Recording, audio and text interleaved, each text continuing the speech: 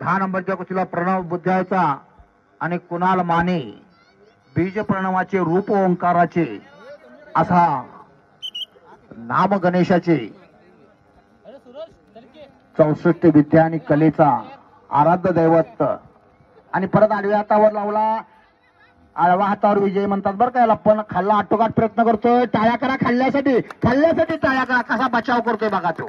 वा मानावर फिरला आणि संपूर्ण त्याचा बोजा परतवला. एवढी मानत सुद्धा ताकद असावी लागते.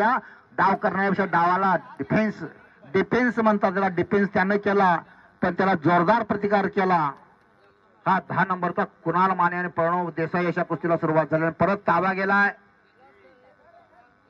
कुणाल मानेकडं. अकबर मधी कुस्ती जर उभ्यान लावत जाणार परत. सामना नाही, स्पर्धा नाही, इंटरनॅशनल मैदान नाही. सरांनी घेतलेलं हे आपलं सुरुवात आहे. ह्या वेल लावलाय सरांनी, श्रीखंडे सरांनी. त्या सरांच्यासाठी जरा टाळ्या करा किंवा त्यांच्या सहकार्यांसाठी बरं का. त्यांच्या सहकार्य केवळ एकट्यामुळे होत नाही.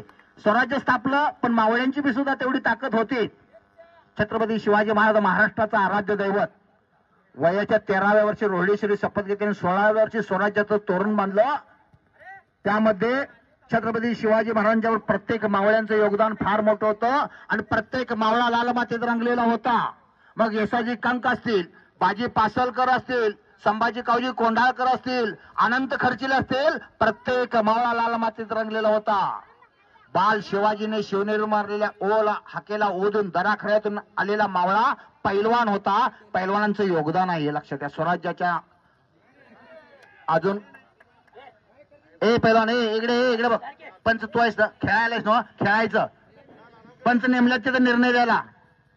पंचांची भूमिका आपण हातात घ्यायची नाही आणि पंचांना विनंती न्याय देवतेला स्मरून काम करायचं. अपपर भाव नको आहे. न्याय देवता आंधळी असते. न्याय देवतेला दोन्ही पैलवान विजयासाठी मैदानात आलेले असतात. असं मैदान, असे प्रेक्षक, असे पाहुणे. श्री खंडोबा देवाची त्रयोदशी यात्रा जत्रा डोईस निपाणी मुक्कामी चालू असलेलं ऐतिहासिक मैदान. तर आज या ठिकाणी एक इतिहास घडणार आहे. नंबर 1, 2, 3 आणि 4च्या काटा कुस्त्या, तगड्या कुस्त्या आपल्याला पाहायला मिळणार आहे. समोरून छातीचा बोजा. आणखी एक कुस्ती घेता का बघा विनायक.